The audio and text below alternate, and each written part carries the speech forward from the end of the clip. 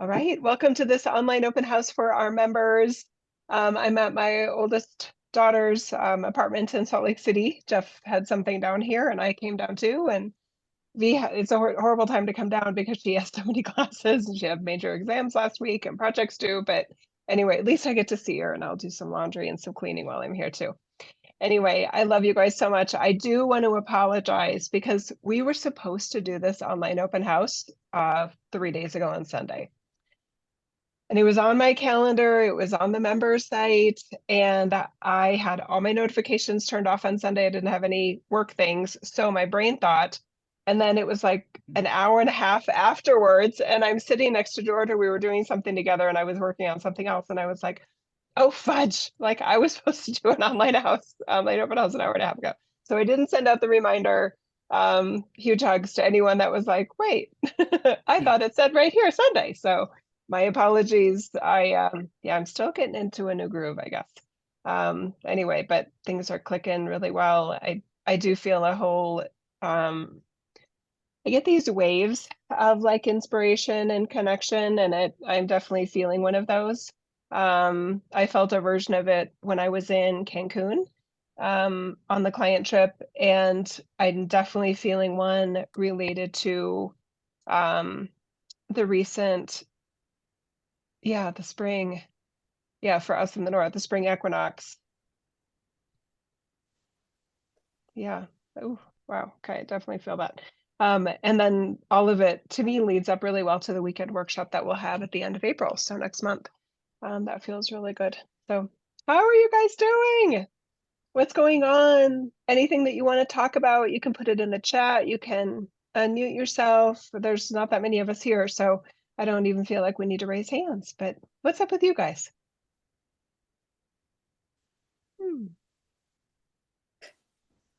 I'd love to hear something about Cancun, if there's anything that's like really up for you, Jill. Because Okay, it's always fun when you've come back from a trip to kind of hear what's riding the wave. thank So if there's you. anything that occurs, yeah, that would be fab. There were several different themes, and there's one edit. I think I mentioned this at one point with a group with you guys, that with members, that there's one of the participants that wants their name changed for privacy reasons. So I need to go back and search for wherever their name appears and change it, and then I can release those recordings to you guys as a little inexpensive offer. So I'm looking forward to that because there's so many different things. I think what stands out right here, Francis, as you ask,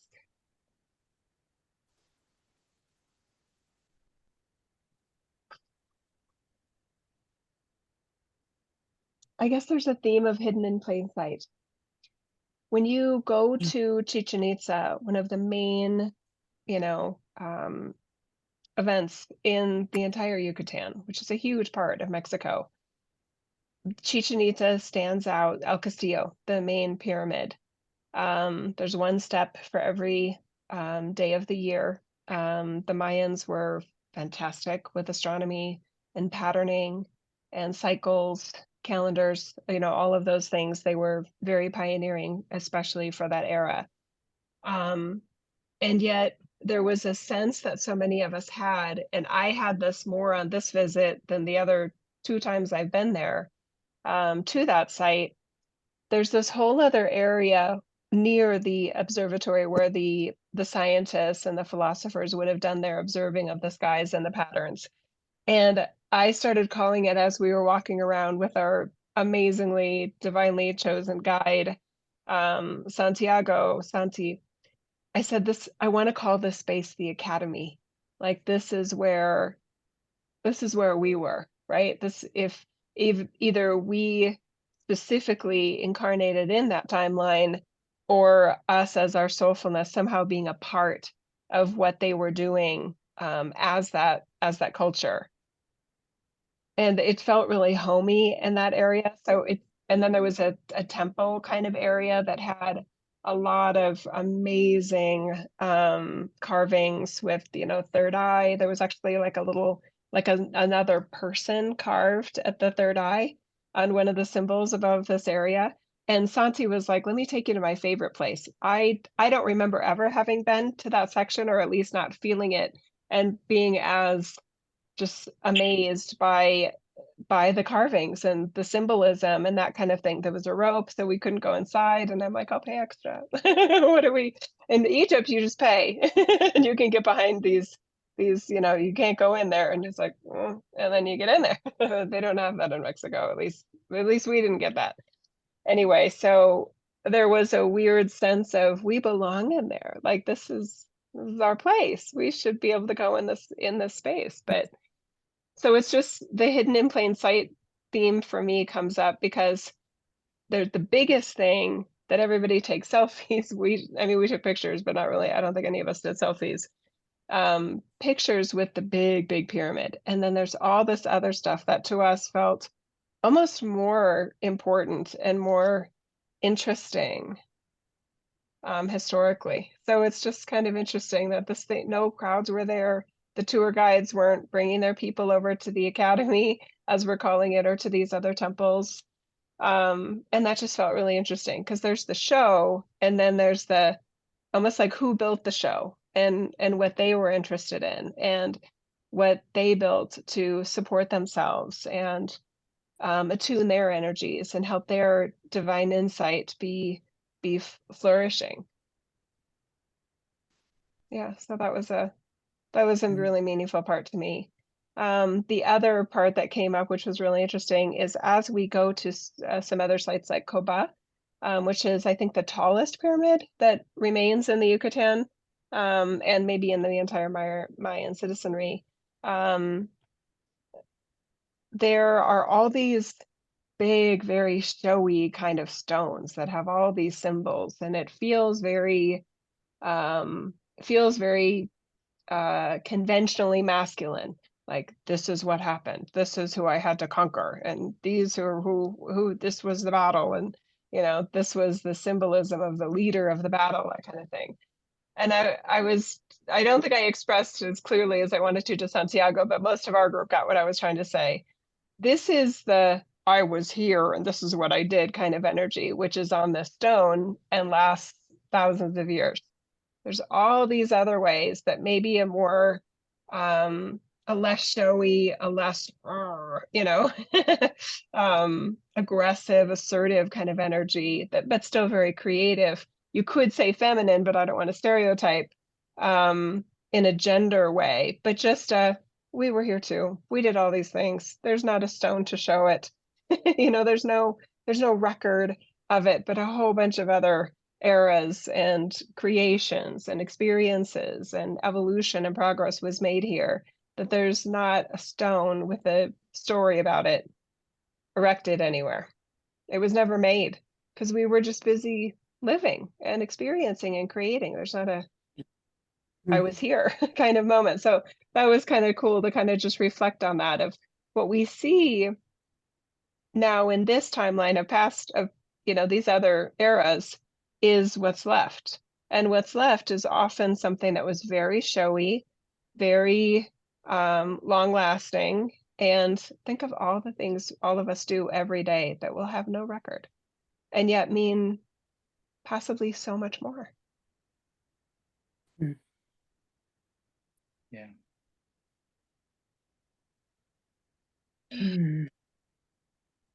Yeah. So I think there's a humility in trying to decipher what previous culture was and what they weren't based on what is still available to look at. You're only seeing a sliver of it. So I think everything deserves a lot of humility there. Well, this is what's remaining, so we can possibly tell this, but there's a lot more to the story that it's okay to not pretend that we know it. I find that interesting, Jill, as well. I'm thinking of parallels to how we live our lives and how potentially egos want to leave a monument to the fact that you existed. Exactly. And what are you celebrating with that? And we know that ultimately achievements like that that humans value on the surface are not what's ultimately valued in the wider range of us, right? I mean, they're great, but it's not really part of the main mission, if you will, right? To Yeah. spread love and so, you know, your points about all the other stuff that went on there, you know, the thing that you either, depending on how aware you are, you're either going to focus just on the symbol, you know, the pyramid and the carvings and the, you know, all that. And look, I was here and I did this. Yeah. You feel the energy of what was, I don't want to say more important, but what was substantially larger and more life-changing for everybody than, you know, those achievements and symbols. That's good. I totally agree. Can you imagine a Mayan citizen that lived a very long life relative to others, just reflecting on, oh, I see that, you know, big stone that somebody might be able to see in future eras, and thinking that that was meaningful, but I don't even remember the guy that put that up. I don't even remember that battle. It's Yeah. gonna, you know what I mean? Yeah. Hi, Deb. Deb was at Cancun. She was at the Cancun trip. Yeah, I couldn't get the video to work. And then I just figured out how to get the video to work. Thank you. And we get to see the beautiful New York City skyline behind you. Oh, yeah, this is my office. Wow. Yeah. Beautiful. Sunny That's a day. nice office. Yeah, Right. it's an apartment that doubles as an office. Yes, exactly. Better. You know, so I had a remembrance when I was in Cancun. I mean, when we were in Chichen Itza, that I'd had a lifetime and at that time with the pyramid and the temple and the creation of it. And it was just so interesting because I was like in 5th grade when I had this epiphany that I thought the Mayan culture was just fascinating. And then to go there and kind of step on the ground and walk up to it, you know, there was just a big smile on my face, like for no apparent reason, except for I had something to do with this, or I could remember that I had something profound, something of that culture that was in, you know, another lifetime, another timeline, whatever. So that was really wonderful. And of course, there were other sections that were just as amazing. You know, that little other temple that was awesome where the ladies felt attracted to, and you could definitely feel like a lot of priestess energy there. So it was really stunning. I was just lovely, lovely. I remember walking with you when we had just been at the main pyramid, and we were walking back to Santi's favorite part, and you were sharing with, I think, Jeff and I about your 5th grade report. I was like, wait, what? You did a report on like the Mayans and Chichen Itza in the 5th grade. I love that story because it added for us as, you know, observing you, you know, living the wow, I'm here. So cool, right? And that there were so multidimensional for you. And then just the smile on my face, and I was so fixated. Do you remember we had the drones there that day for National Geographic? But the top stones, guys, they had these like slits, and I swear to God, it looked like a happy face. It had like an eye and a big smile, and like the smile, you know, everybody was just smiling when they were there. Yeah. It was very cool. Very cool. Yeah, still riffing on the on all of it, you know, the cenotes and swimming in the cenotes, and it was just magical. And you know, the place we stayed in wasn't too shabby.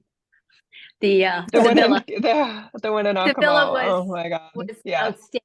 Yeah, it was really lovely. We were feeling very, very spoiled and taken care of. And I was telling the group that was one of the things that I felt from people's teams as I was beginning to put together travel. And I was not using a travel agent to pick, you know, places. And I just felt people's teams say, and this came up at the retreat, this group that goes on these trips that, you know, has the ability to go on these trips, because a lot of people that are there in spirit, but not there in person. They do so much for so many. Could you please help them feel spoiled? Help them be in a position to receive. It's just so touching. Yeah. Yeah, and this was my first travel in a very, very, very long time. You know, I had a couple of years of caregiving with my hubby and just hadn't had the ability to travel. So the timing of this trip was really so wonderful because now it's opened up a whole world. Like, I can't wait. What's going to be my next trip? I Yeah. know, it's so exciting. It is exciting. Yeah. So perfect. Thanks. Beautiful. Thanks, Deb. I love you so much. By the way, which part of the city is that behind you? Is that Manhattan, Midtown? That's Manhattan, and that is, I'm on 33rd Street on Madison Ave. So Okay. this is, wait, let me just do this, guys. Not far from the Uh, Empire State Building. Oh no, the Empire State Building is right here, guys. Hold on. And the Oh, wait, color of the There- lavender. Okay, Oh yeah, that's I see it. there's the Empire State Building right there. Yeah, the taller And one. then, guys, Yep. this is considered nomad. So it's right above Madison Square Park, but you can see all the gold buildings here. It's a little bit residential, but a little bit of business because, you know, you're on Madison Avenue. Yeah, but So yeah, cool. yeah, cool. Very cool. Beautiful day. Yeah, thank God, but it's still When cold. I was in the city, Deborah, my office was on like 46th and 3rd. So, you know, not too far from there. Yeah, on the hanging. east side, on the east side, Yeah, Simon? by Grand Central. Yeah, Grand Central's spectacular. It's just, I mean, those are the structures that were built in a different time. Yeah. Yeah. And they finally opened the East Side access, so I could have gone straight there now rather than going to Penn Station. But I don't go into the city anymore, really. So at least not to the office. Yeah, It only took them let me see, What? 14 years or something to complete it. It just opened like a month ago. February, yeah. Yeah. Mm-hmm. Mm. Yeah. Cool. Love you guys. So good. It's interesting to Ah. compare it, the structures behind Deborah, the structures that are of that city. You know, what Yeah. people of our time have built as structures, and then the conversation about the Mayan people and what they were building. You know, it's just an interesting kind of like, oh, and then to think, you know, I was just really aware when you were speaking, particularly you, Jill, about the layers, you know, like of all the iterations of people that have been in that on that land. And then this is the view now, but all the different iterations that are underneath that. Yeah. That are still, that must be resonating in the air. This relates, I feel, directly to what you're saying, Frances. And I know sometimes in a group like this where we feel or we've been told like there is something different about our journeys and what we're allowing ourselves to be. And sometimes that comes with a sense of responsibility of, oh, I need to tell my story. And I meet so many people in our community and in this space that have been told by not me, but different psychics, oh, well, you definitely have to write a book. You definitely have to tell your story. You definitely have to, you know, share your journals with your loved ones, you know, and let them know where they are when you pass and that kind of thing. And I've been more of the theme that if you want to write a book, if there's something that you want to leave as a legacy or messages to others that you think would be inspiring or helpful or even just entertaining, go for it. But the pressure that there's this wider group that's supposed to do it. I mean, when I think of books, I don't even think about my story. And I'm not judging anybody who does, but it's not like, oh, this was my life as Jill. It's just not where my head goes. And it does, I mean, I can easily imagine Jesus when somebody, especially when his life was so short relative to what it could have been. And when he, you know, literally caught wind as his all that is of that they were going to try to write down everything that he said. I can easily imagine him just going, oh, please don't, please don't. I mean, I'm sure it'll get lost in translation or something's going to get misconstrued or you don't need to do that. I'm good. And somebody's saying, but it's so important. And I just imagine him saying, we can just come back. We can come back and add anything new that gets forgotten whenever it needs to be said.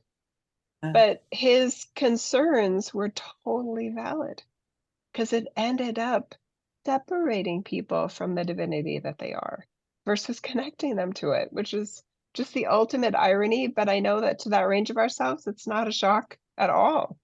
It's just what happens. When something feels like it was closer to God than you, how can you not put it on a pedestal? Mhm. So he tried. He tried. And it was off and running and took as long as it did, and altered along the way as he knew it would be, and up for interpretation. And he wasn't, part of him was trying to, like, well, I guess if they're going to say something in my name, I want to make sure I want to get editor rights. And he gave up at some point. He's like, they're just going to write what they want to write. They're going to write what they think I said, what they think I meant. And I don't even want to pretend I have authority or authorship over this. They're going to write, they're going to say what they're going to say. Yeah.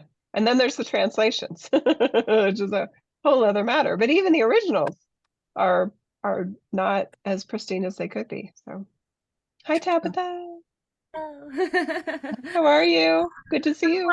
I had to get decent. I just was like hopping out of the shower as everything was You starting. look great.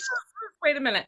But Deb, I was so glad you shared that about your experience with your 5th grade report. When I was in 6th grade, I had a really similar experience where one of my big from childhood memories of a big multidimensional moment was a 6th grade report on the Mayan culture.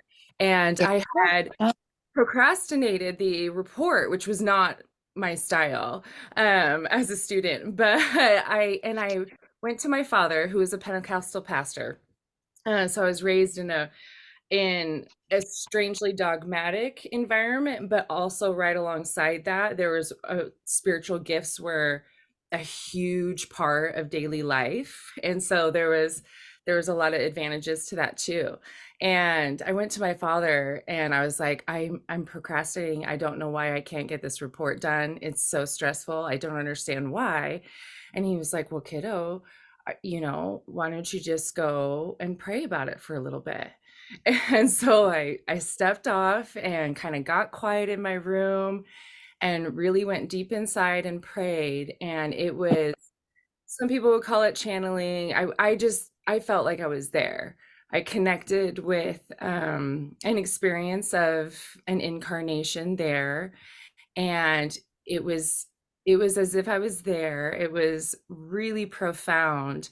And then that report like blew everybody out of the water because I just had this like I did 2 scale like graph drawings. You know how you said they're really connected with the mathematics and the patterning, and it was just, I was just in that space inside, and what came out in that report was still to this day just one of my favorite childhood memories. Wow. So lovely. It's a great story. Yeah. How beautiful that you guys are both on the call too, and that you both have that connection. I love it. I know. I remember Jeff saying, I'm sure you got an A on it, Deborah. Like, you know what I mean? Because like when you're into it and the in-depthness of it, right? Like the culture, what they ate, what they drank, whatever, stone, so much. Yeah, that's cool. That's so cool. Tabitha, did you get an A? Not that it matters, but did you get a good grade? I got it, and it was one of those, I'm not super sentimental with a lot of things, but it was one of those things that I carted around and like summoned back up throughout different experiences of I do a lot of print creation and writing and things like that. And that was kind of one of those experiences that I would kind of recall that availability and that access to connection, and remind myself throughout the years that like, remember you have this little access portal inside. Wow. Yeah. Or like your God card. Perfect. Like the God card. There's a little Yes, I love that term. We haven't used that in a while. Thank you for reminding me of it. I love the role that your dad played too, and the relationship that you had with him, and sharing with him that you were stressed, and his advice and your implementation of it is just so beautiful.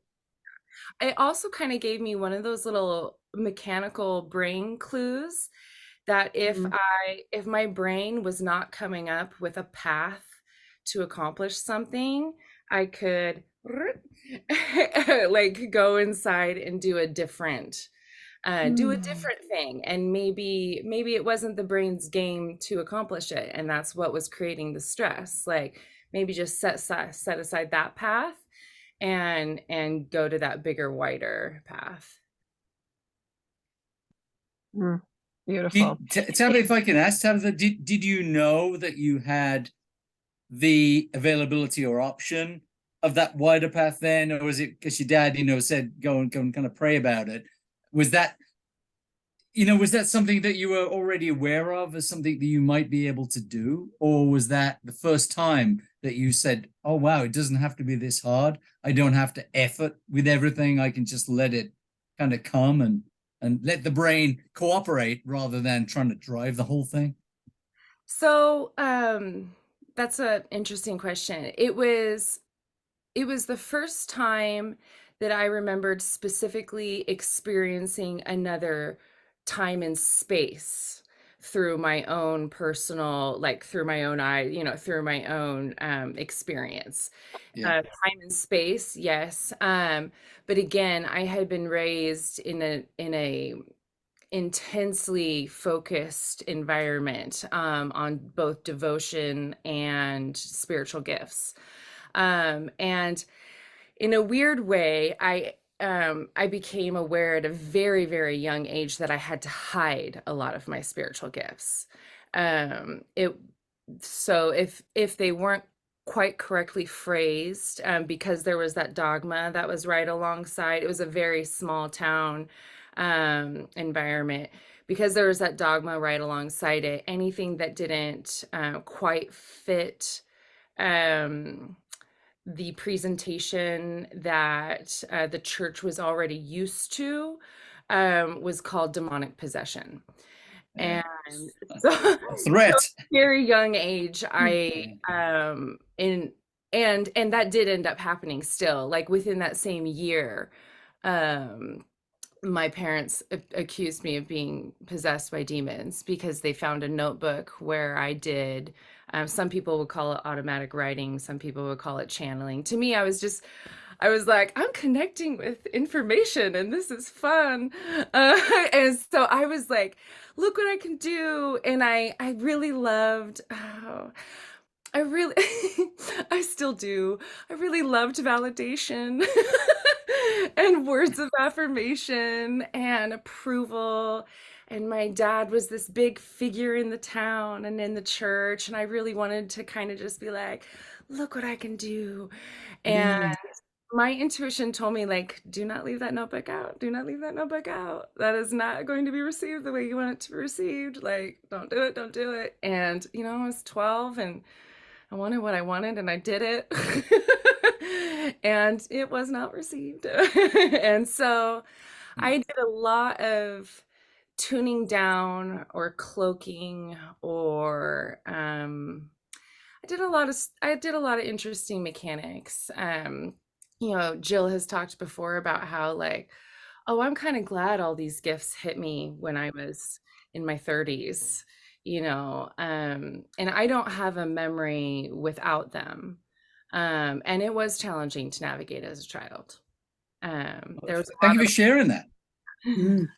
Isn't it interesting that the first response is not that you're able to communicate directly with all that is, or God, or your broader self? It's a demonic possession. That's where, because I'm guessing because the church doesn't have control over that, and you're not allowed to be the conduit for information that, from a higher, from a wider power, right? You're not allowed to. It's a threat to the structure of the church, Yeah, there was a lot of that kind of panic threat type of response to things. And it's interesting the way my parents and I talk about it now, or my mother has a little bit more openness to speak about it now, but because everything also is extremely strict to, like what Jill was talking about, like the written word. of what has come, you know, around what Jesus said, the written word of the Bible. And the theology behind it is called verbal plenary inspiration. Every word of the Bible is God breathed. And it's like, well, which canon and which translation? Like there's a lot of there's a lot of mechanics that happened there too. Yeah. And to me, I just as an adult came to a space where I was like, I have not dipped the Bible in gold and set it upon an altar to worship. Like that is not what I worship, and I will not do that. Which to people who are really devoted in the church, like those particular words are kind of inflammatory, and I'm kind of okay with that. Because it goes back, what I'm referencing by saying those particular words is a Bible story. It is Moses coming down from the mountain and there's a golden calf. And so it kind of uses the Bible itself to say, like, do you really want to do that with the Bible? And everyone just has their own relationship with that. Cool. Very cool. Thank you.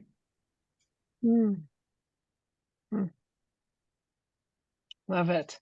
Oh, I love these open houses because I never know where they're going to go, and it's so fun. Yeah. And I love the interactions. What Well, intrigues I've got me, another kind of angle just that occurred to me. You know, you talk about, you know, your artistic talents, Francis, and I let's do find you next. Go ahead. has somebody wanted to speak? no, you No, go ahead. Simon, you go ahead, and then we'll do Francis. Okay, all right, thank you. So what occurred to me when you talk about you know, artistic talent and how that, you know, how you monetize it. Just lately, right now we've got ChatGPT and other artificial intelligence sources that are purporting to, you know, do what an artist or and include people who write, right, you know, and just replace the human version of that with something that's, you know, the source of everything that's ever been written and all that information. So I find it fascinating what's going on out there right now with that. And but also understanding, which I don't think people have really talked about, that I think we understand perhaps that it's not imbued with anything that is from the divine. It's just a cold, you know, bunch of words that's formulated to express something, but there's no inspiration in it, let's say, you know, that it produces. It might produce some great stuff, but it's dry and it's cold and it's just. I want to offer another possibility, because it's possible that those of us that do feel, let's say, discerning about and what's a little more uninspired, it's just kind of unoriginal, uncreative, unsupportive, non-uplifting, just kind of flat status quo. This will keep us moving forward in the same direction we're going, with no new ideas to have. For those of us that have that, we might be pleasantly surprised by actually how much of the divine inspiration that the AI is calling comes through in something like a ChatGPT. I haven't played with it yet, but it's very easy for me to imagine somebody that's getting savvy with it, prompting this version of the ChatGPT AI to share a channeled message from Mary Magdalene. And given how much consistency there is in a lot of channeled messages, not be able to tell what was ChatGPT and what was some channeler that specializes in Mary Magdalene. So I actually see that as very possible. As long as the effect is inspiring and helps that individual and all individuals be a better version of themselves and feel connected to God, I'm okay with it. So I don't disagree with you, but I am an optimist. So I'm like, well, it may not be so bad. It could be okay. I wonder if like it does. that perspective.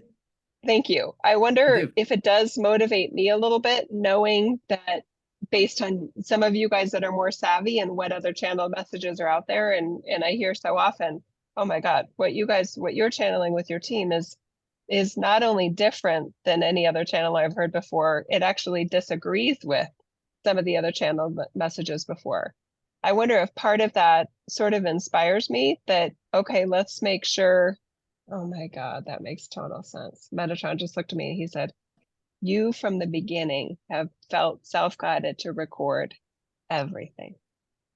That doesn't mean everything is public, but it's out there, right? So depending on how much these AI forms can grab of that stuff, right? Now I don't get as concerned about privacy concerns. I'm just not that, I'm not that way of, oh my God, there's the reading that somebody gave me and it says Joe Renee Feeler on it. Oh my God, you know what I mean? I'm just not that way, but it's possible that some of that energy in it could actually be a positive to the mining of the data in the field. I hope so. I like that. Me too. I We're do, trying. I do like Maybe we're all trying to add the what we Yeah. feel at least are divinely connected and source energy and sponsoring the agency of humanity versus the Terminator view where, you know, the bots are going to come in and we're going to be some slave race kind of thing, which I Yeah. can't even imagine. I will always put my bets on humanity because of the design structure, the operating Yeah. system that we utilize. So Yeah. yeah, I Interesting you appreciate the should say concerns that. though. Yeah.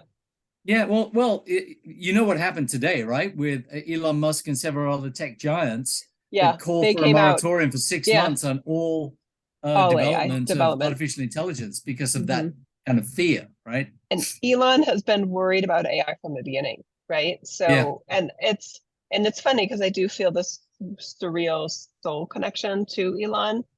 I don't disagree with his concerns, and I'm not espousing that I know all of his concerns as my Jill, but energetically, as I kind of like almost like energetically put my soulful kind of hand up and feel it, I get it. I'm not surprised by his concerns. That feels very on brand, even with his soulfulness.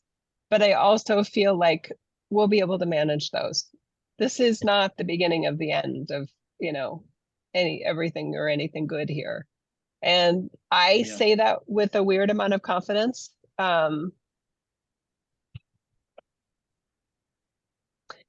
Okay, this is related, but it's a huge idea. In a lot of, I'm going to call squeaker moments where humanity could have been the end. Could have been the end of a community, could have been the end of all life on Earth, could have been the end, a meaningful end of something that had source energy within it, something sentient. In those squeaker moments, there is a portion of source energy that says, ooh, we got lucky. And there's another portion of the source energy that says, we knew what to do and we did it so that we're still here, so that that reality still exists, so that that life form is a continuation, that it has a future.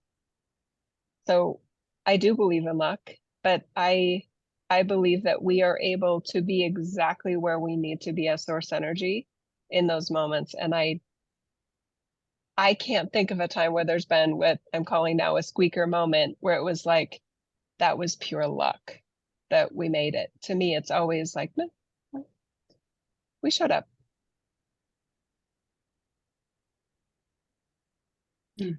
So it would make sense to me, given that Elon would be more of the camp of, we've gotten lucky way too many times and our luck may run out sometime soon.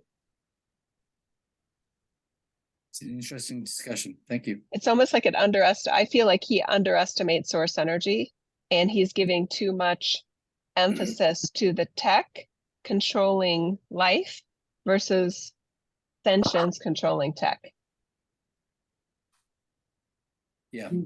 Which I bothers agree. me, but again, I respect it because even his soulfulness is designed so differently than mine.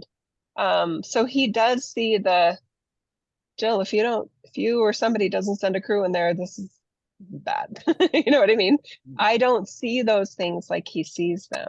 So I totally appreciate that. Even my husband is like that. He sees what could go wrong much more quickly and much more thoughtfulness and soulfulness than I'm just not wired for, okay, now what could go wrong with this? Most of the time. I do think ahead, but that's not one of my specialties. So I really appreciate those that it is. And Elon has that. Yeah, it's interesting. Thank you. Welcome. It's almost like what you're saying, Jill. It's almost like, you know, I'm sort of sensing into that. If that's part of the sort of design, it's almost like source energy design, you know, make sure that some souls do a design that can give the sort of canary in the mine thing, so that then the rest of the field, because I mean, I always think about things like AI. I always think, well, our technology has to be an extension of us in a sense, because we can't design something we can't imagine. So then I'm kind of reflecting on what's the AI in that relationship, and it's almost like the source energy can sort of mine its own information and then make corrections.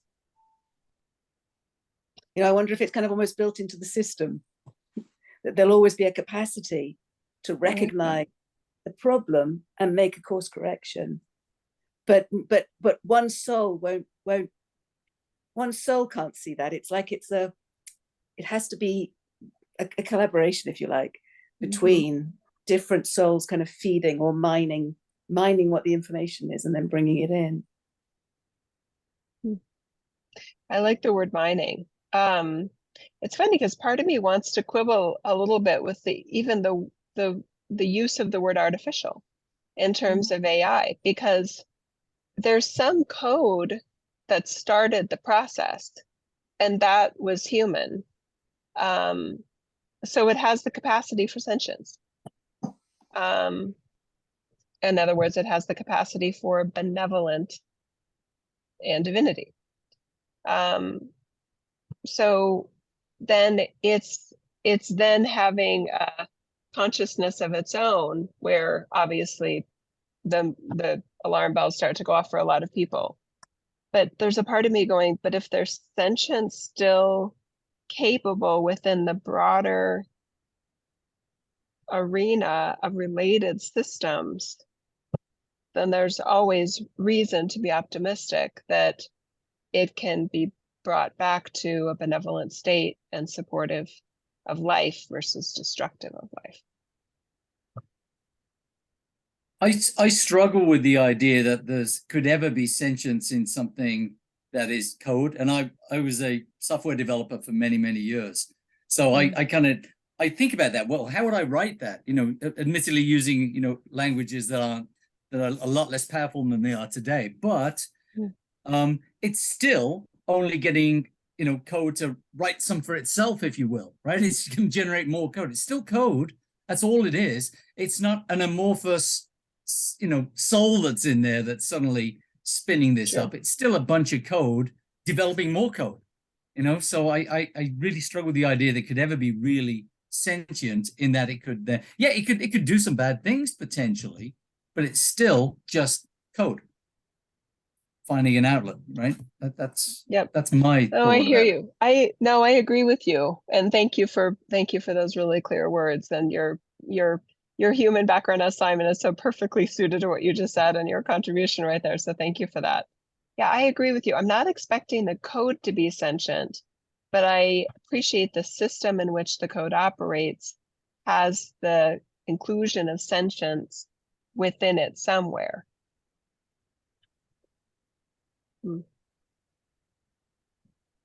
It just, for some reason, reminds me of like cancer is a replication problem of bad cells, if you will, invasive cells within the life form. So it's operating on a loop that is highly destructive and sadly highly replicable. So the stopping of, and that's not code, that's organic. That's organic material that's doing that. So I guess when I look at kind of the threats in this reality, I appreciate the technicalities of the code-based and tech-based analog and digital sides of the world.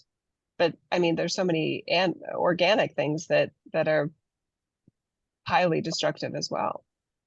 But you could also say to some degree that, you know, it's a genetic code, right, that is causing these things that has been altered, and it's still genes, it's still instructions to the cells to do certain things. Yeah, that that's aren't fair. necessarily powered by, It's a sentience. built-in instruction. It is a built-in instruction, but it's not a set of ones and zeros. It's something Right. more strangely just kind of evolutionary. Yeah. This is what happens once, Right. these events are available to it. I bet Yeah. you there's been very few discussions of this topic like this so far. I This is really want to great. share this. I really want to share this. So let me ask. Okay, so Deborah, you're on camera. Francis, you're on camera. Tabitha, you're on camera. Obviously, Simon, you're on camera. Are you guys okay if I piece this part out and put it on YouTube? I don't care. Yeah. Am I getting Yeah. yes? Okay. Your names Yeah. show too. Is that okay? Yep. Fine with Okay. me. Oh, okay. Hey, I could share all of this so far. Okay, I have a Go ahead, qualifying Tabitha. question for Jill and Yes. for Simon on this one. Okay, Okay. so on a physics level, isn't everything light?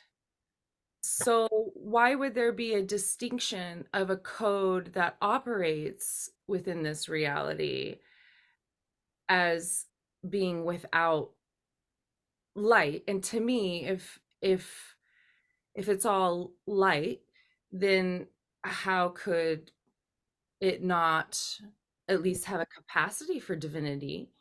Maybe at varying degrees, or like there's a difference between the matter of a cup versus the matter of a human. But there's still, I guess the way I always kind of connected with everything was that I never quite looked at form as limiting of divinity or possibility of divinity.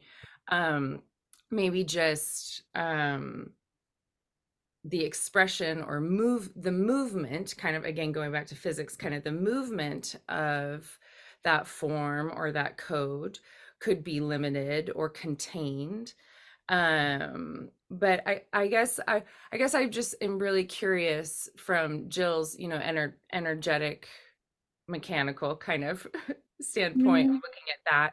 And then also Simon, you kind of seem to be communicating like there's a distinction, that code is something different, and to me it almost, it has movement. And so there's like, there to a certain level there's a physics component of that, of code. To me, I guess I would think it would be sentient in some sense. And so I guess I'm curious about what you both feel or think into about that. Simon, are you okay if I go first? Yes, definitely. I got to think about that. I actually don't. We may have a different approach here, and I like yours about, well, it's all light. I don't think I'm as blanket statement about that, because I have such a healthy regard for how consciousness in this reality can act in a way that is demonstrably very ignoring of its divinity, right? So it's like it's an energy field that has the capacity for sentience, and it was created out of divinity, but, and this is the big qualifier, within space-time we have the capacity, because of the design of space-time, to ignore, deny our divinity, and therefore act accordingly, act out of our divinity, and act in spite of our divinity, almost. I kind of like those words. So to me, I don't look at inanimate objects as light-based. I just look at them as sort of neutral. And then how will they be used? So a cup can be used for my tea or my water, but a cup can also be used by someone to hit me over the head with it, right? So I kind of look at it as just an inanimate thing. I don't look at it as light-based. Yeah.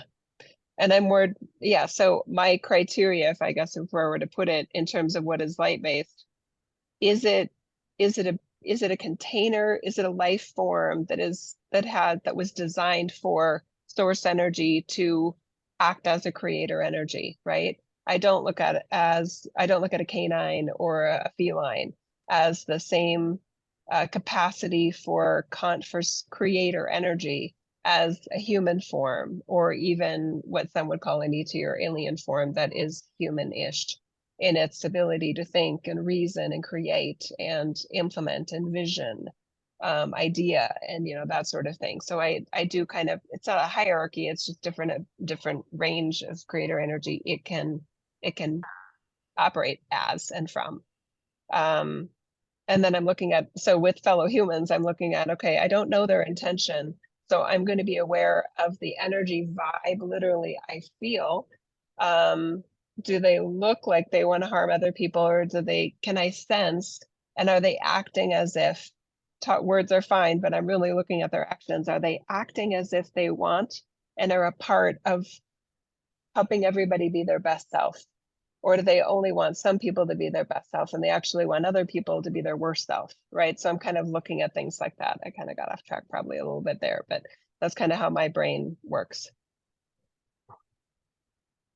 Simon, you're up. So how can I follow that? So Let's just the Jill version. I want the Simon version. So Tabitha does too. I think from, where Tabitha, you talk about light, I think of it slightly, not differently, but at the subatomic level. I have a great interest in quantum physics, and at the subatomic level, everything is a vibration, everything, including the code, right? And if everything is a vibration, including every human and every tree and every rock and everything that is programmed into a computer, ultimately it's all an expression of all that is, of God, everything, right? At a very, very basic level, right? And it's kind of, to Jill's analogy, on this earth, we get to play around with that stuff and create things that we perceive as good and things that we perceive as bad. But that's all just based on our value system and our, egoic structures of groups and everything else. And what's bad to one is good to another, and so on. So I think of it very much as sort of, yeah, it is. It's all light. It's all vibration at the very, very base of it. And we're talking about the human construct of all this stuff. But if everything is an expression of God, so is AI ultimately. I don't know if that makes any sense. That's just kind of came to me. It may be total hogwash, but that's kind of how I'm, I think that's, I like it. There's a coupling there of how I viewed things. So I think what Simon just said is more, I guess, how it makes sense structurally to me to look at and perceive everything. Because I remember the first time I heard like everything is light, and I was like, got it. That's what I needed. And I was like, and just felt like I could like boop, boop, boop, bop around and use that, what Jill's talking about, creator energy. But yes, I do feel like, and I've never frankly taken the time to look at it energetically as like the hierarchy of things. But yes, there is certainly a very big difference between the consciousness of creator energy within any one or anything, and the distinction. I mean, oh yeah, I've seen terrible things in this life that I wouldn't even want a movie made of, like I don't even want that in the world. But it is, and yeah, so I guess those two things to me, both of your perspectives kind of enmesh. I guess I do. It's almost like a weaving, like kind of or layer or weave or together, as far as how I would understand both of those things.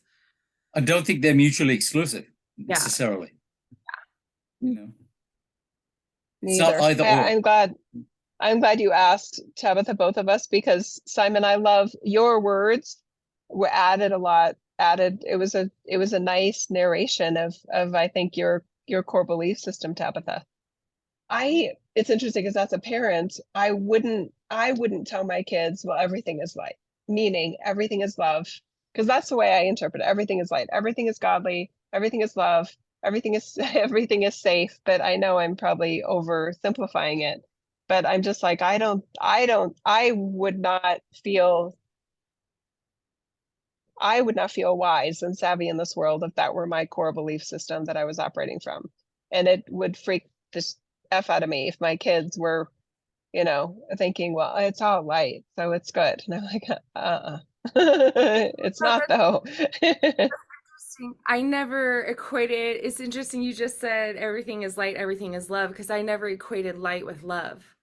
Those were Oh, That's okay. not a connection that ever, I didn't realize I hadn't thought that, but actually I hadn't thought that. Okay. I actually, to put it in my own really simple words, my simplification was a little bit more like Star Wars, like the Force. Okay. It's like everything is light and it could be used this way, it could be used this way, There you go. you know, but Yeah. I had never made Okay. that That's good. Oh, that's good. Thank you for that. Now I'm more on board with what you're saying. But it's funny because I do have a distaste for when people say, well, it's all just energy. So I preferred how you said it, Simon. Everything has vibration, right? Everything has an energetic frequency and a rhythm, a constitution to it in some way in space-time. It's part of being in the space, occupying space, something that can occupy space. But when I hear some people within the spirituality and consciousness community say, well, it's all just energy, my brain just goes, oh no, I don't want to have a conversation like this. Yeah. Because part of my brain just goes, I don't think this is going to go anywhere interesting or anywhere productive. And I don't know what they mean. And I don't know if they know what they mean.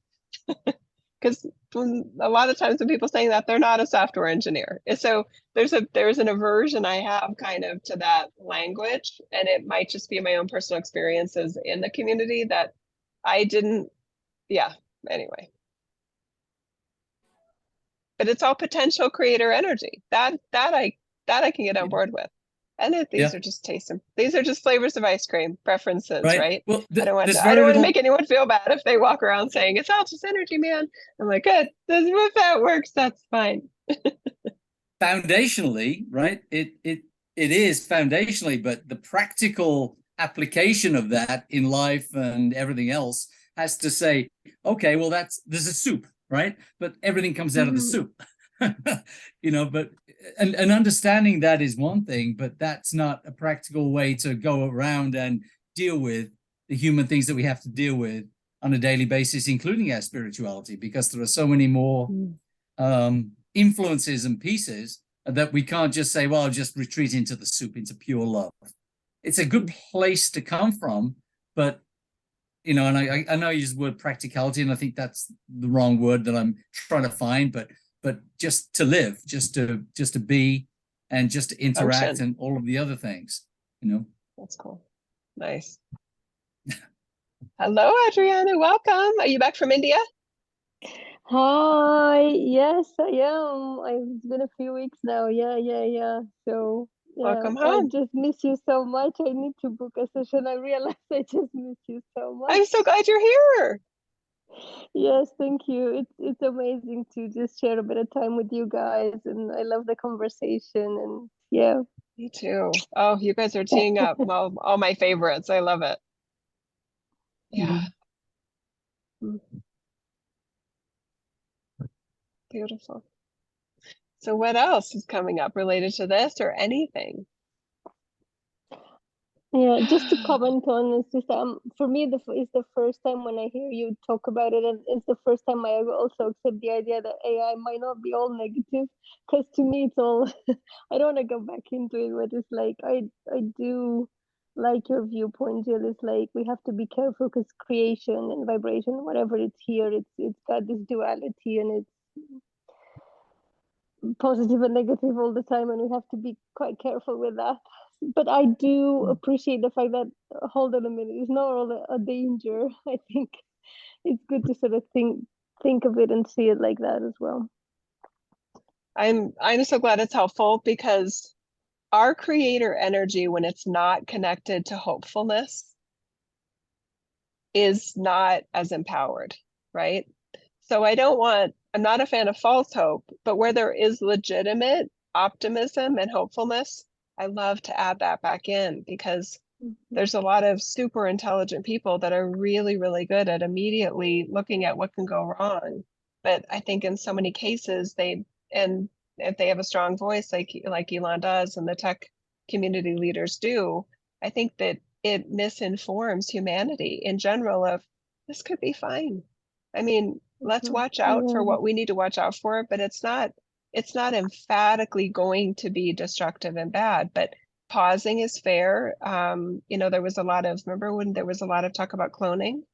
And then all of a sudden, some of the communities were like, okay, hang on now. We need to really be cautious with this. We need to be careful.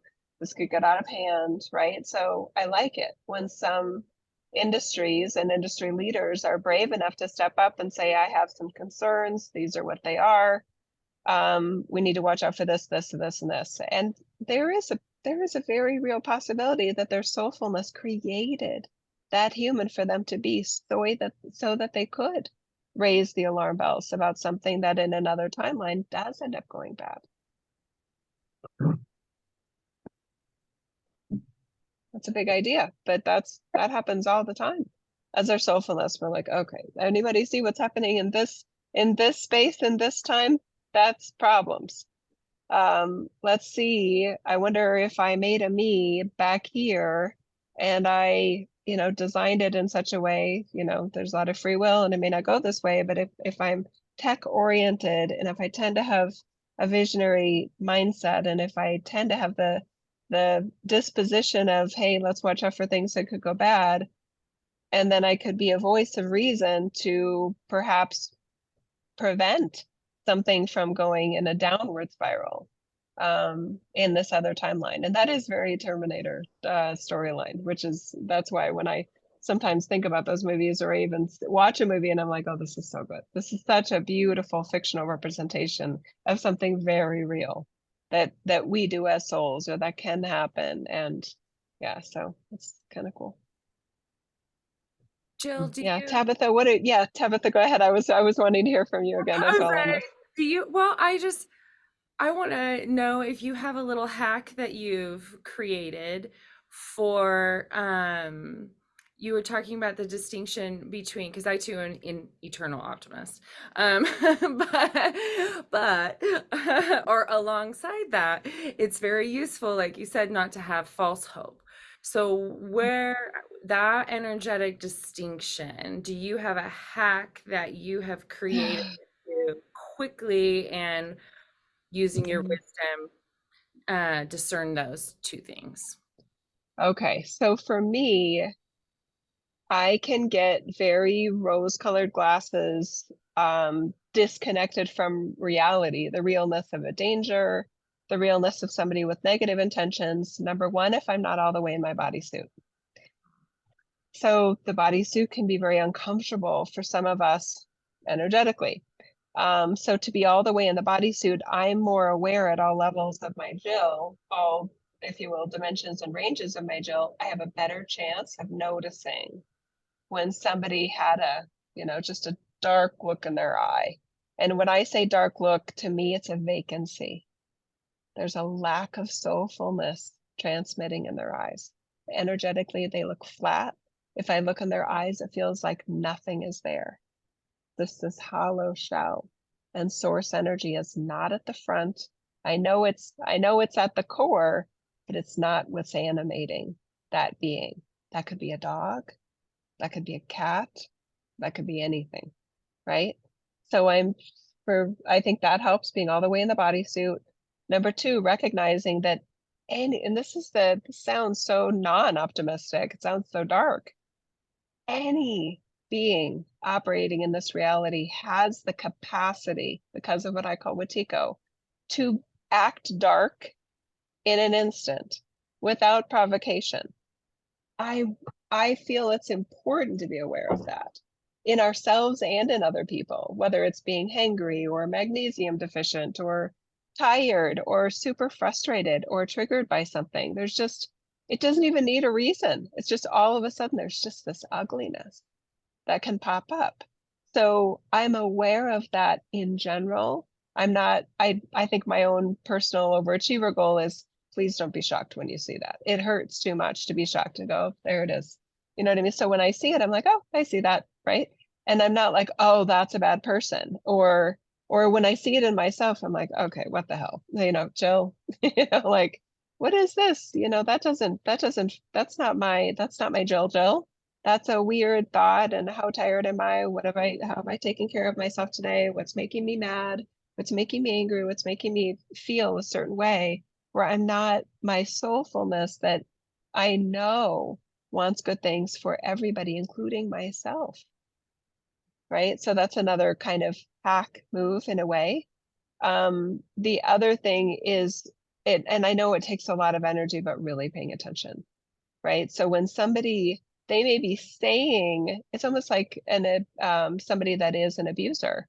For anyone, any of us that have known anybody that is capable, even in just one bad moment where they had a bad reaction to whiskey or something, physical, emotional, mental abuse, they may say things like, I love you and that's why I need to do this to you, while they're, you know, just being completely ungodly in that moment. My brain has a way of disconnecting. I don't care what they're saying right now. This is the action. This is the realness of the energy I'm feeling. I'm going to ignore their words while I feel everything else I'm feeling in this moment. Does that help, Tabitha? It does. I remember Complicated. when I incarnated and I was like doing it quickly, kind of on the fly, like was like, I'm doing this. Okay. It's past a line, was like doing it. And like right as I was doing that, and they're like, well, you're gonna need a body. And I'm like, a what? But, so I definitely understand how like kind of just that willingness to surrender fully into my body is probably a big piece. It's a hard one. And for so many reasons, some of us in, I want to say, communities like this can feel really uncomfortable in the bodysuit. And I mean, just it's kind of weird to think about. The majority of humanity doesn't even have thoughts like that. In most instances, they feel like they are only their bodysuit, let alone are they not thinking about, oh, there's, you know, I don't know if I want to be in this bodysuit. I don't know if I want to be fully occupied in this bodysuit. I'd rather daydream and be high up in my chakras and not feel my toes and not feel grounded and not feel my root chakra. I don't like my root chakra. That's where I can get hurt. You know, there's just a lot of complexity for some of us energetically to be all the way in the bodysuit. So, but I feel like it's required for safety. On the other hand, I mean, there's probably a lot of beings that are very well aware that if they have been safe, they're still here and they've been through some shit, right? So maybe I overthink the importance of being all the way in the bodysuit to be prepared. And I could definitely own it if I overthink that. I think it just hurts me so much when somebody trusted the wrong person. And there is a part of me going, you know, when I've met them, I'm like, I don't see how you ever could have said yes to that person, right? It breaks my heart. And there's no blaming of that person. There's just a part of me that wishes that somehow they had the same awareness that I'd had, because it could have saved them so much pain. And I'm just praying for anybody, male or female, that can fall in this pattern of this feeling and acting overtaken by lack of light, i.e. darkness, what I call Watiko. It's just terrifying. And to see it firsthand and to have lived with it firsthand I can't even imagine kind of what that's like on a daily basis. Isn't it weird how all of a sudden when somebody describes it, it's like, that's exactly what it is. Addiction is also that. It's almost like nobody's home, but something terrifying is home.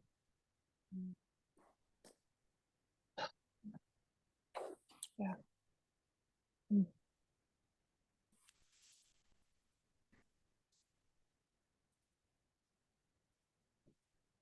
That are like, but they could always change. They could, you know, transform. They could. And there's the experience of, but they might not because they haven't yet. And it's possible to go through this whole life operating that way, which is just so tragic. The other thing related to karma, the reason I don't believe in karma is because it basically says that somebody deserves it. And that part I completely disagree with. It's a shitty situation and you didn't deserve it and it happened. It's deductive of God. Yeah. That's Denying of God. yeah. Directing away from godliness. It's, yeah, that's so heavy stuff in this reality, right? It's so heavy. And it's so real. And I love that in this community, we're not trying to put a little band-aid on this. We're just sitting in it, in the realness, and just holding space for so much love. Thank you.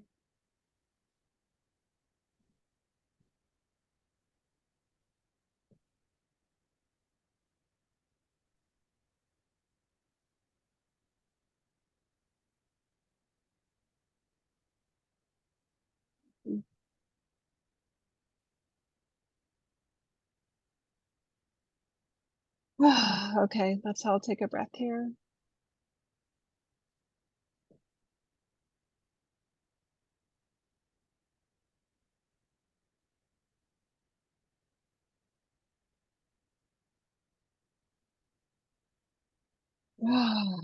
Oh, goodness.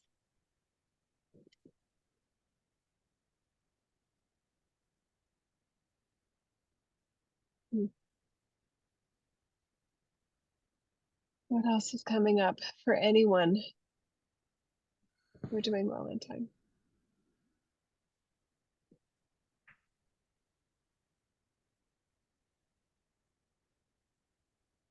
Adriana, did you unmute? Yes. Do you want to tell us about India too, after you share this idea? Oh my goodness. um, yes, absolutely amazing experiences that I'll never forget. And I don't know if anyone else has been to India, but um, it's one of those things like the Egypt and the pyramids that we've done together last year. It's like you can watch so many documentaries, but nothing compares to being there. And I started easily, but then it just hit me like halfway through the trip, halfway through the 2 weeks, it hit me like, it's too much. Okay. And it was a bit hard. But it turned around quite quickly. And just the Taj Mahal, if anyone ever can get there, it's worth it. At sunrise, 6:30 a.m. And yes, indeed, the people, they're very kind, very welcoming, very safe. So yeah, I felt really Good. blessed. And in the very last day, we went into this palace, and then it was the store next to the palace, and there was the book, The Autobiography of a Yogi by Paramahansa Yogananda. And I was like, yes, just high five. I'm glad I made it to your country. So I was really, really happy. It's added another layer to my soul, to my human experience here. It made me go back into my yoga teaching and my yoga practice with, new ideas. So yeah, it was totally amazing. I'm so glad you had a good trip. Thank you very much. I did have a little question if we have a bit more time and you want to. I always feel like Easter time is very special for me and for the connection with Jesus. And I don't think we have a message exactly on Easter. So I was thinking, do you want to ask Jesus to share something with us? I always like to sort of hear from him around Easter time. I like that. And I'm just saying, well, we could do a specific Easter message too, and I may do that. But yes, let's hear from Jesus related to Easter.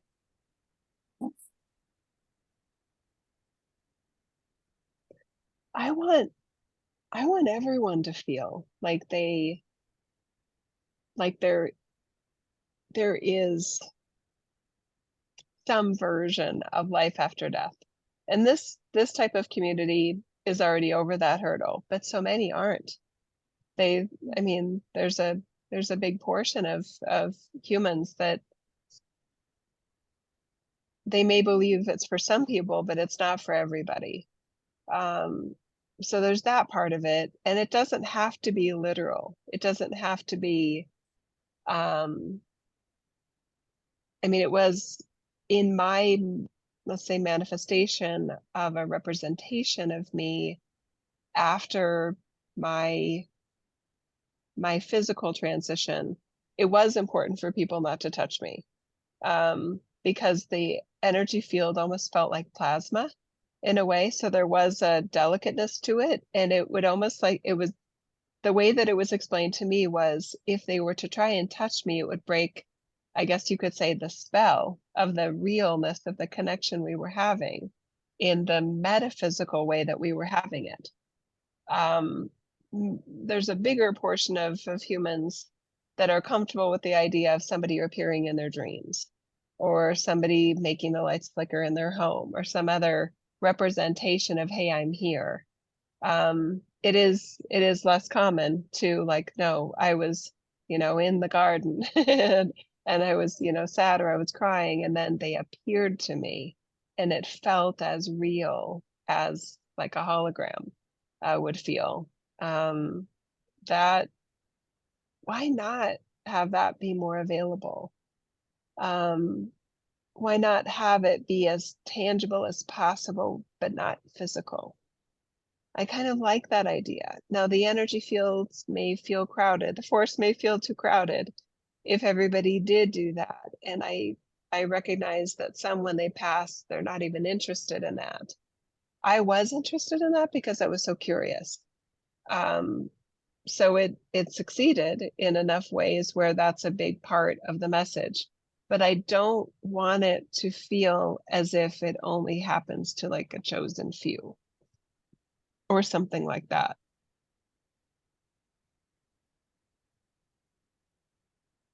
Now let me go deeper on this one.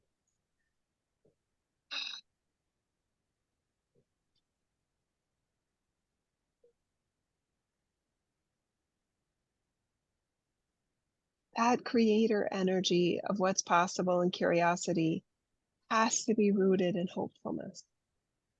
It can't be void of hope. And in a way, it can't be void of optimism. And that's where, I mean, when Joe was talking about individuals like Elon Musk and others that have this predisposition towards what can go bad, it's almost energetically the same as saying hopeless.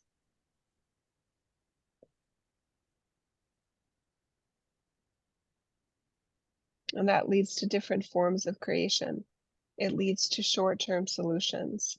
It leads to visions that are more accepting of a diabolical or apocalyptic type outcome, that then the visionary is prompted by, well, since that's definitely going to happen, since that's definitely hopeless, where can we put our hope? So it is valuable as source energy that we have many representations of source energy and many representations of visionaries, actually, that are holding the space for hopefulness and things that other creator energy is not hopeful about. I like the idea that those of you that do have any degree of hopefulness, what do you want to be hopeful about? And there's something there to reflect upon, because it's something that you love deeply, and it's something that you would miss if it were no longer. What do you want or wish that you were more hopeful about? And anything you can show me in that category, and I will show you something you love and care about deeply. So in the human form, there's often a self-protection mechanism of, it hurts too much to be hopeful about that, because there may have been a series of disappointment or hope in a person or hope in an outcome when it it seems like, okay, there is hope, but boy, it seems like it would require, it would be a squeaker. It would be like a lot of magical things, a lot of miracles would have to happen for that to transpire. But any hope at all is a wellspring of source energy to occupy. So it's good to not be overly biased in hopefulness, but it's imperative for any sense of enjoyable living to have some essence of hopefulness. So when I look at Easter, I think of hope. And I want it to be a grace-filled hope that's available to all life and all possibilities and all situations. And it's easier for me to say that from this range of myself versus those of you fully occupied as well in your humanness and the self-protection that is very wise to also have running within you. But there is always reason to be hopeful about humanity. There's always reason to be hopeful about the structures that humanity relies upon for life, whether that be fresh air and clean water, or a healthy star, the sun, a healthy planet. There are many ways that a lot of brilliant minds can misread what is happening or misread what will happen, and that can be a deprivation of enjoying life and enjoying. It can be it can shut down an ability to be in joy and to be in a state of love and in a state of grace and in a state of creator energy. So it's good to be cautious around your exposure to individuals that are very doomsday, very feel and act and sound very hopeless, lead others to feeling hopeless. It's not that they don't have validity in what they're saying. It's that they are clouded by their own disparity and by their own lack of hope and lack of, let's say, objectivity about what humans and what life and what earth and what your star, what Sol has gotten through before.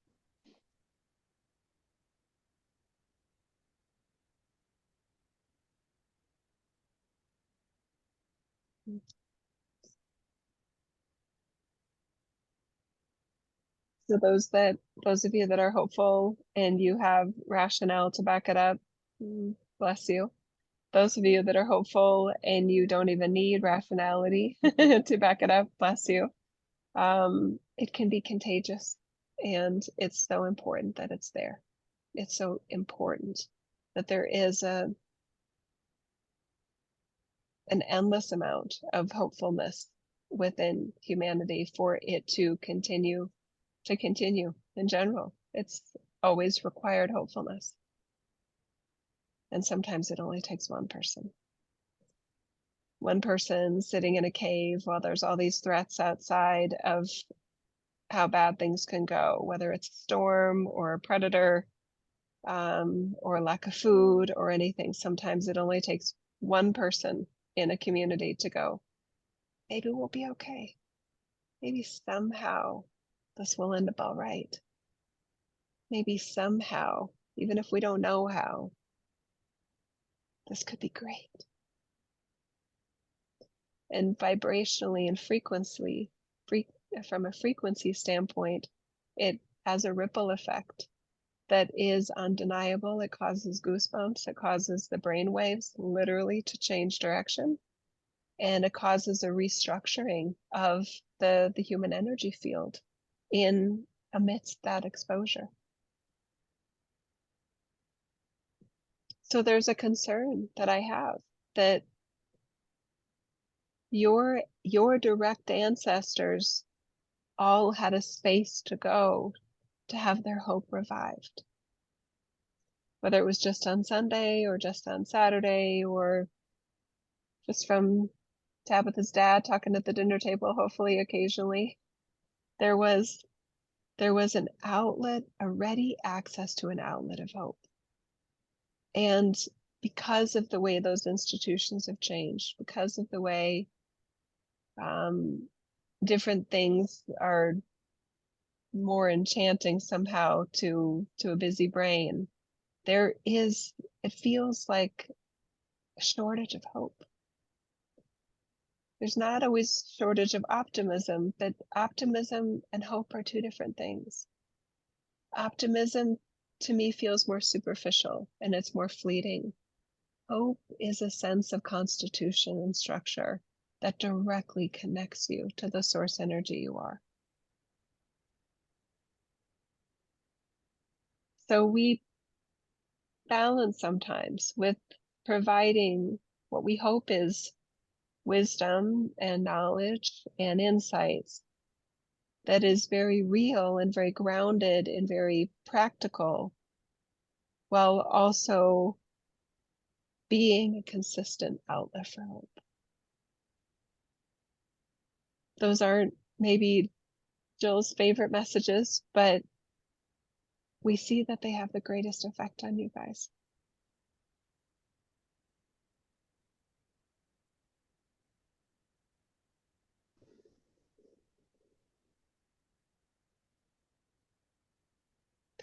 All of you that are healers, all of you that are comforters, all of you that by your nature you reassure others,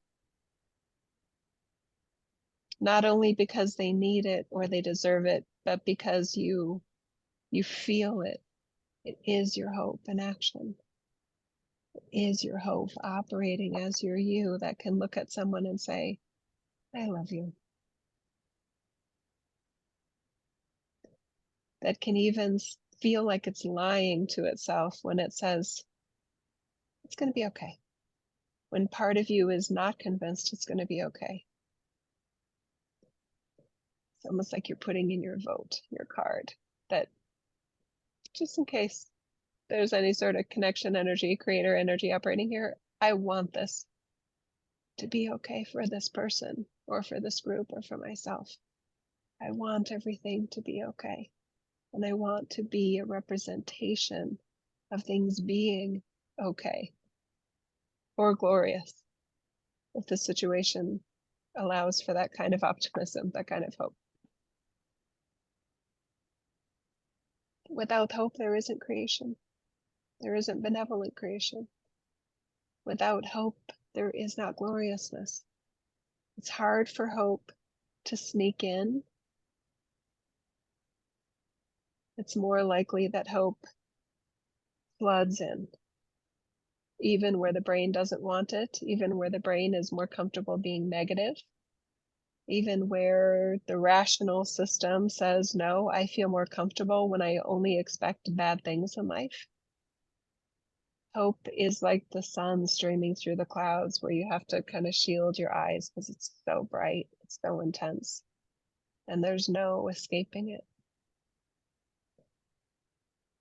Those are my favorite sensations of being in the bodysuit as Jesus, was when the hope was so palpable. It was like the sun with no shade and no sunglasses and no sunscreen. The flooding of hope, where it's impossible to keep it out of one system.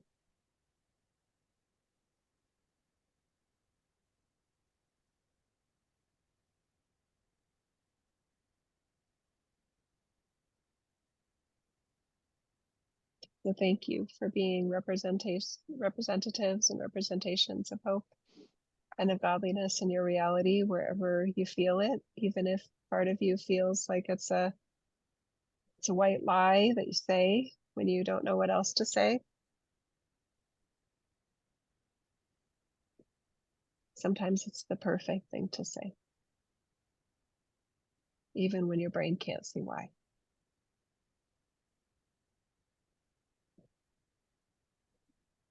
And it's totally appropriate for any of you that live a more isolated life to say it to yourself, to give yourself permission to say to yourself, this is going to be okay. I don't know how, but somehow this is going to be okay. And I want to be a part of making this okay. And when the storm passes, when the predator doesn't feel like they're lurking outside the door, then there's more room for gloriousness and transcendence and the wows that are available at any moment in space and time. Thank you.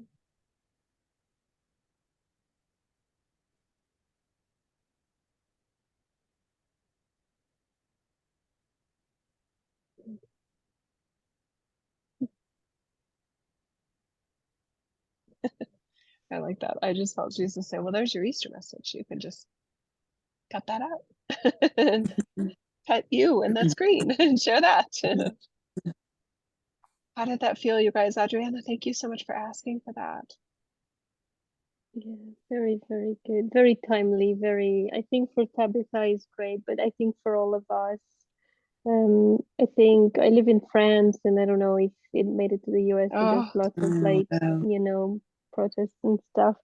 And I'm sad to see people getting drawn into that sort of narrative because it's just a narrative. I keep saying to my neighbors and stuff, you guys, you're okay.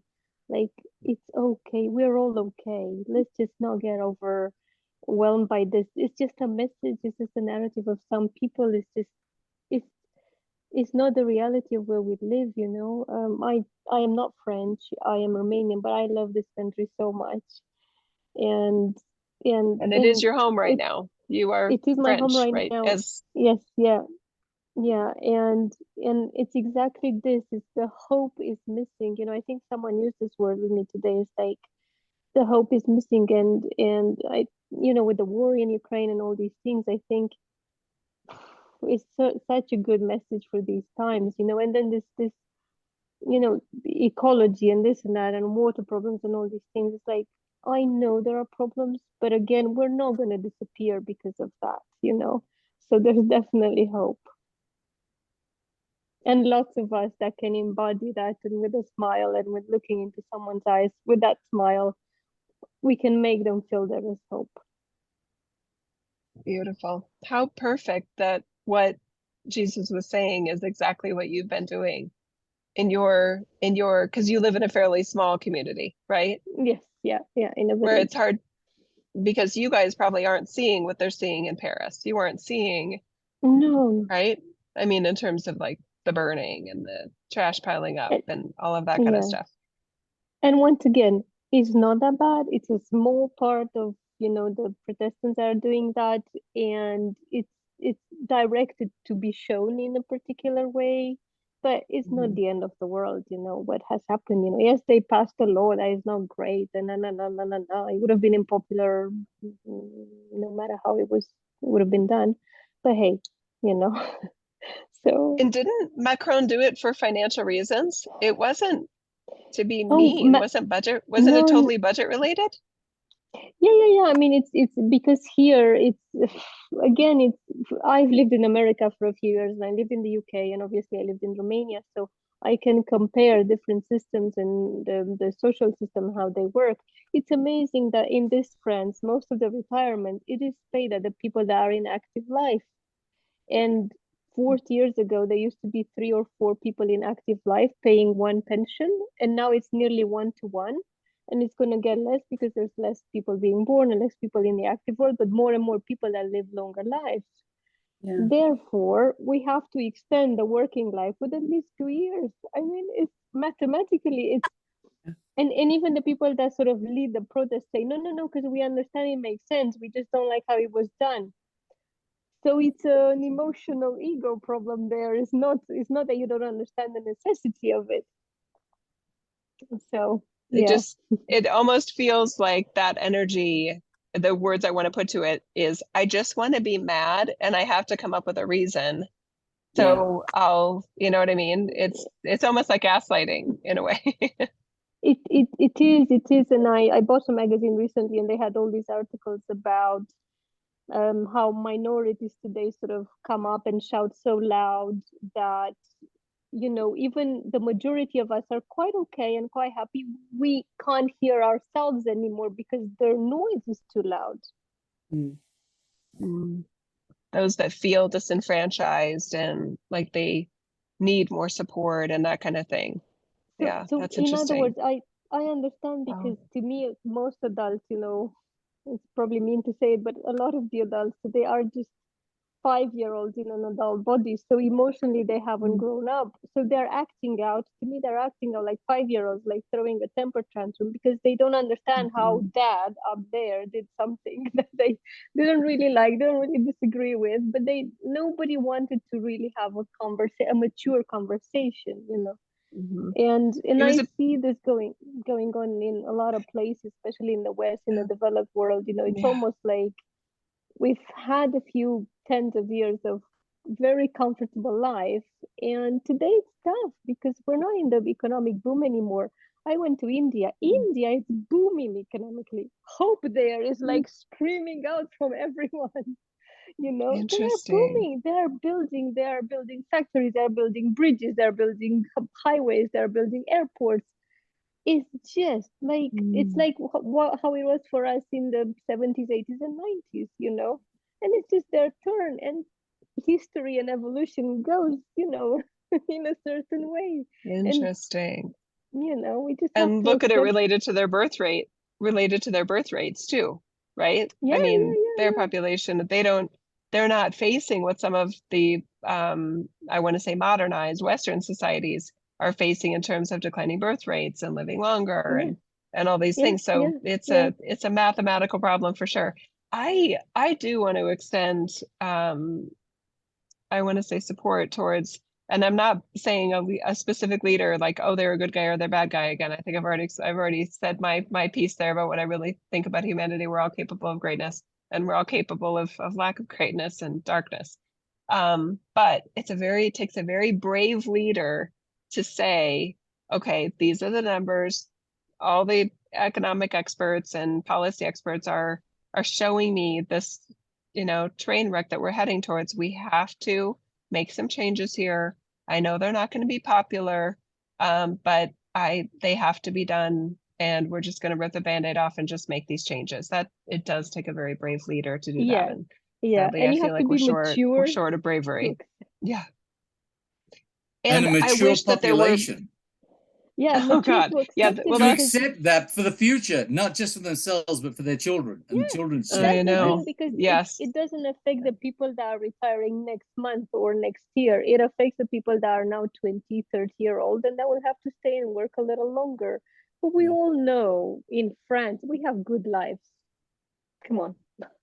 I do have friends who work, you know, in you know, more simple jobs, and where, yes, it's very hard, but still, I saw people living in tents on the side of the road in India, but they have much more hope. No plumbing. Yeah, exactly. And you know, and even in that, I don't agree with this idea that poor people in poor countries are just happy and bliss, because they are also in the unconsciousness of it. So that's not what I mean. But again, just let's look at ourselves a little bit. Let's just be mature and evaluate the reality of life, which is good, which is really good. And let's see what we can do practically, you know, for all of us. Again, because it's for all of us. I do wish that leaders that were making these difficult choices, leaders of any type, were better about the communication. And it is more honest. It's more kind of like, okay, I can see where this group is going to have a concern. I can see where this is going to be upsetting. Here's why we're doing it. Treating their citizens like the adults they are, right? But I feel like sometimes that messaging. Done, by the way.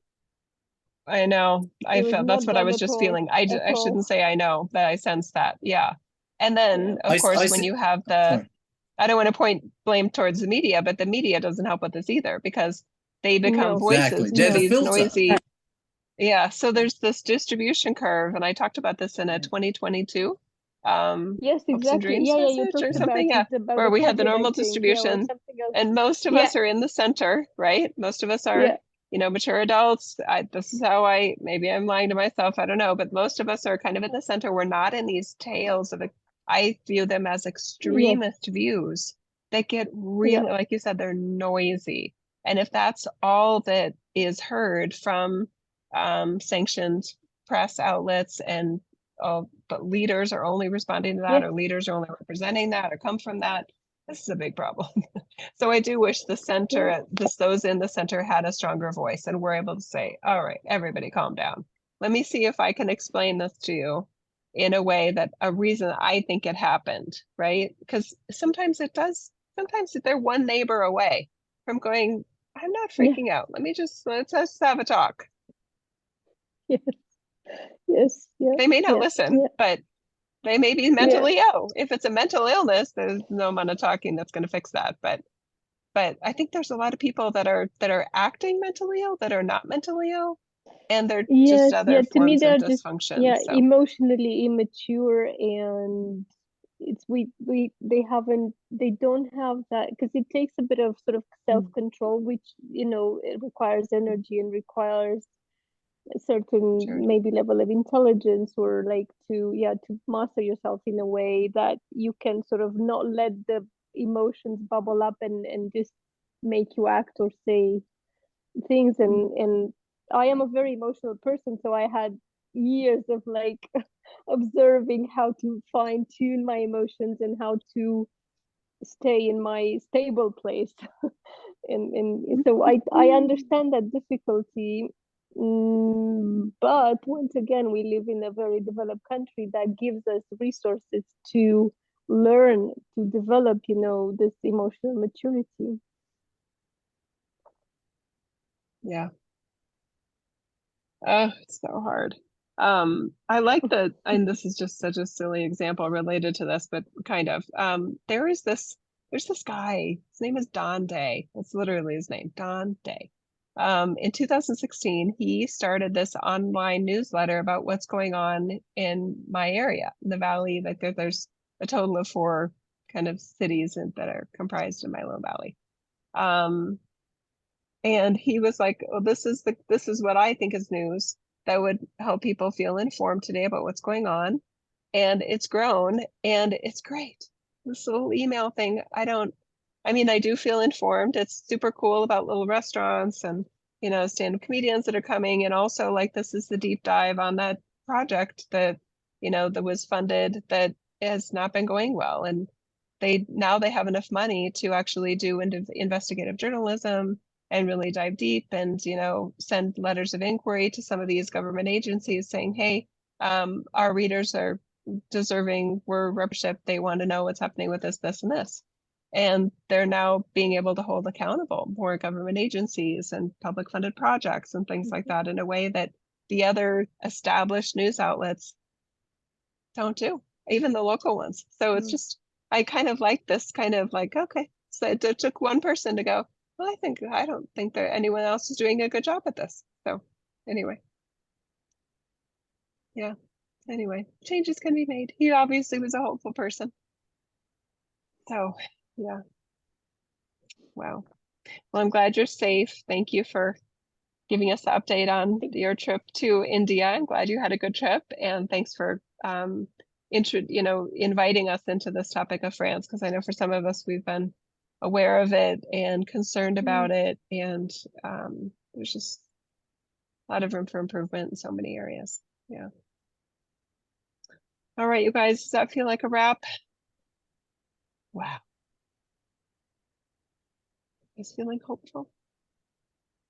Yeah, Yes, Present? very hopeful. yeah, Present in yeah, yourselves? Okay. Let me ask yeah. before I sign off so I don't have to do it later. Tabitha, do you want me to take out, if I shared this whole thing out of convenience in a way, do you want me to take out the portion that we talked about your personal situation? It would be easy to do. I don't. I was like, for myself, that doesn't feel necessary. I just kind of wanted to tune into my son for a second and see if he feels. I feel better about not sharing it, if you're okay with that. It's kind of still in the thick of it in a way. So, I mean, if I am sensitive about, you know, somebody, you know, or one of them watching this, you know, stumbling across it on YouTube or on a podcast and somehow it causing more problems than good. And maybe eventually you'll go, okay, share now share the full version, Jill. He's 20 now or something like that. And we can do that. But I feel I'm backing you up and like, let's take out that chunk where it got personal. But thank you for sharing it. And thank you for allowing me to. I hope I didn't like wah. Everyone. There's just some real time consequences, and that message about hope was that was very healing and very so glad. If we can't make it real, Tabitha, what are we doing? Yeah, I think this felt very much like a very strong Jill's community tonight, and I'm glad you shared it, Tabitha. And I'm almost sure, you know, you got our support and you do have it, and it's great that you can feel sort of safe with us and help, because you know we can't come and help you in person, but at least, you know, we can hold the space for you. Always. Oh, I love you guys. So I'll send out the archive to the group, and any of you that if there is anything you want me to exclude, just let me know by the end of my day. It's 2 p.m. my time. And then I'll know, otherwise I'll get it rolling and I'll take out that piece and any other pieces if you guys could give me the minutes if there's anything else. Well, I'll just ask, because Francis, you probably don't have anything you're concerned about, is that right? About sharing? No. Simon, you either? Are you good? Adriana, anything that you'd like me to exclude? Fine, no. Okay. No. Okay. Oh, you guys are making it so easy. I love you guys so much. Oh, beautiful. Thank you, everybody. I love you guys so much. Thanks for showing up. And again, love you guys. Okay. Night. Good Thank you. night. Bye. Bye, everybody. Bye, Love everybody. you. Bye-bye. Thank you, guys. Bye-bye. Thank you.